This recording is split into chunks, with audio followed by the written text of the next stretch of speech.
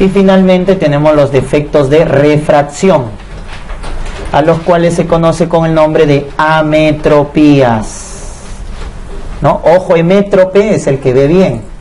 Cuando uno ve bien es 20/20, ¿no? 20/20. Ese es un ojo emétrope. Entonces, cuando hay un defecto de la refracción para la visión, eso se llama ametropías. Y esto es lo primero que debo descartar cuando un paciente viene por disminución de agudeza visual. Cuando un paciente viene por disminución de agudeza visual, lo primero que debo descartar son las ametropías, ¿no? En los niños pequeños, menores de 2 años, que están en la etapa preverbal, las pruebas para evaluar la agudeza visual son fijación de seguimiento de objetos, test de mirada preferencial, potenciales evocados, ¿no? Así como hay potenciales evocados acústicos para las hipoacusias neurosensoriales, también hay ópticos. Pero ya en la etapa verbal, o sea, en niños mayores o adultos, ya utilizamos la cartilla de Snell, ¿no es cierto?, el test de números o letras, etc. ¿Cómo descartamos si se trata de un defecto de refracción? Acá tenemos el llamado agujero estenopeico. Entonces, cuando un paciente viene con disminución de agudeza visual, le hacemos ver por el agujero estenopeico. Si el paciente mejora al colocarse el agujero estenopeico, estamos confirmando del defecto de refracción. Una ametropía mejora cuando mira por el agujero estenopeico, ¿no? Entonces, lo que hace el agujero estenopeico es concentrar los rayos luminosos. De esa manera, al sistema dióptrico del ojo le facilitamos captar la luz y por lo tanto ve adecuadamente, ¿no? Es el típico paciente también con miopía, ¿no es cierto?, que es el caso típico que para ver mejor cierra el ojo para poder enfocar mejor la visión, ¿no es cierto? Entonces, al cerrar el ojo, lo que está haciendo el paciente miope es concentrar los rayos luminosos. Muy bien, entonces acá tenemos el ojo grande, que es la miopía, el ojo pequeño, que es la hipermetropía, o cuando se altera los meridianos, ya sea de los dos lentes, la córnea o el cristalino, el astigmatismo. Entonces, en la miopía, ¿qué tenemos? Que el ojo es grande, y al tener ojo grande, miren cómo se forma la imagen antes de la retina. La imagen se forma antes de la retina, porque el paciente tiene ojo grande. Entonces, la miopía más frecuente es la llamada miopía axial, porque hay otro tipo de miopía que es refractiva, pero la más frecuente es axial. ¿Qué quiere decir? Que el ojo es grande, más de 24 milímetros, porque habíamos dicho que era lo normal. Entonces, cuando el diámetro axial o longitudinal del ojo es grande, la imagen se forma por delante de la retina, antes de la retina, ¿no? Esa es la miopía, básicamente. Cuando la miopía es alta, más de 6, 7, 8 dioptrías, cuando la miopía es alta, esa se llama miopía magna o maligna, ¿no? Esta miopía alta es la que se complica, porque la miopía que tenemos la mayoría, ¿no es cierto?, que tenemos este defecto refractivo, es la miopía simple. Es una miopía baja, que no progresa, no se complica.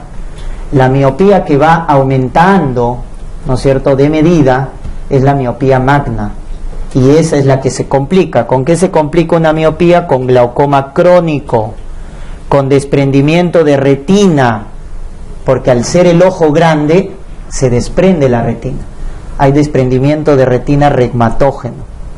Esas son las complicaciones de la miopía magna. ¿Con qué se corrige?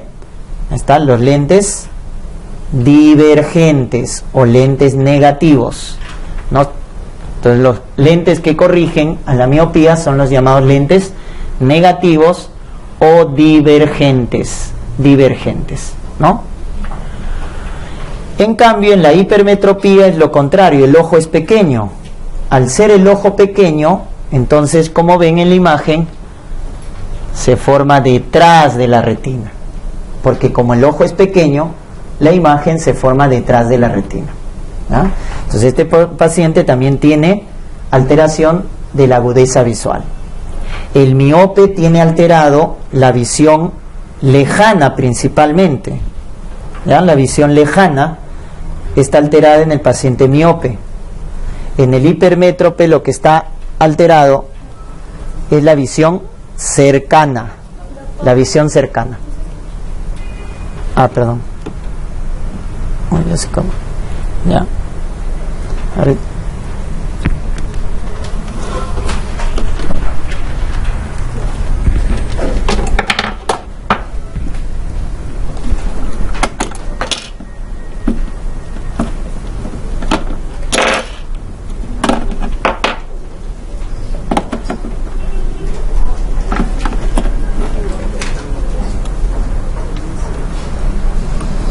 Bien, les mencionaba entonces que en la visión, en el paciente miope lo que está alterada es la visión lejana, ¿no? En cambio en el hipermétrope lo que está alterado es la visión a 30 centímetros, la visión cercana. Entonces típicamente el paciente hipermétrope viene con la historia de que al leer, ¿no es cierto?, al leer a 30 centímetros, al tener visión cercana, se cansa. Eso se llama astenopatía. Se cansa, ¿no?, de astenia. Astenopatía acomodativa, porque tiene que acomodar el ojo, y eso le genera cefalea, lagrimeo, ojo rojo, etc. Es la llamada astenopatía acomodativa. En el fondo de ojo, un paciente hipermétrope tiene el llamado pseudopapiledema. ¿Quién te produce pseudopapiledema? El hipermétrope. Y este también se puede complicar. Se complica con glaucoma agudo. Glaucoma agudo, ¿no? Muy bien. ¿Cómo se corrige la hipermetropía? Con lentes positivos o convergentes. Lentes positivos o convergentes, ¿no es cierto? Ya está. O biconvexos también llamado, ¿no? Y en la miopía es bicóncavo. Biconvexo en la hipermetropía, o convergente o lentes positivos. Ya está. En el caso de la miopía hay una alternativa que es las cirugías con láser, ¿no es cierto? El láser excimer para las operaciones de un paciente con miopía.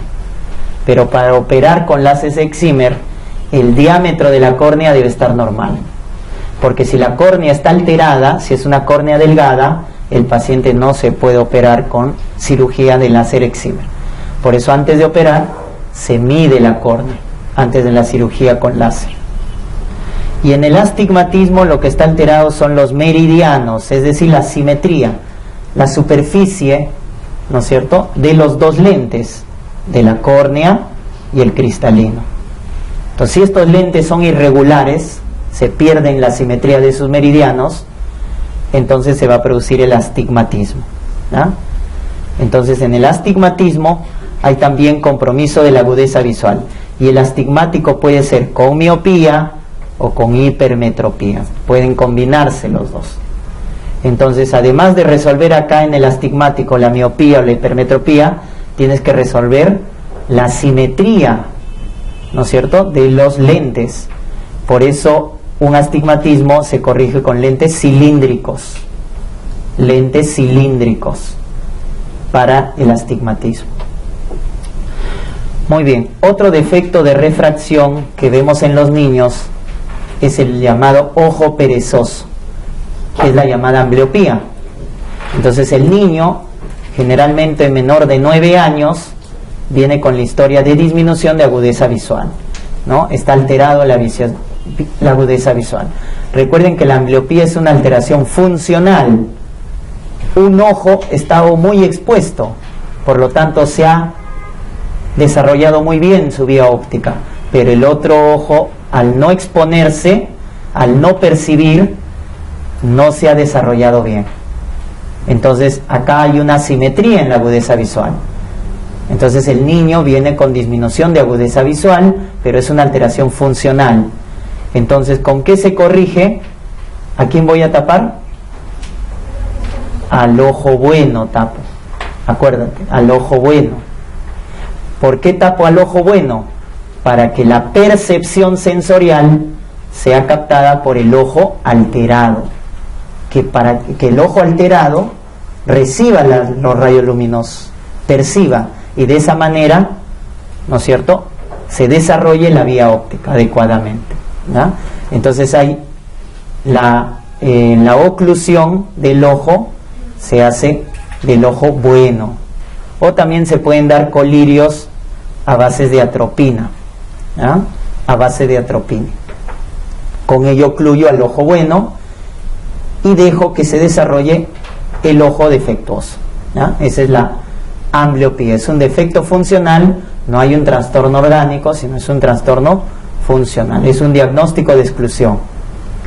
En la acomodación, decíamos, la acomodación sirve para la visión cercana.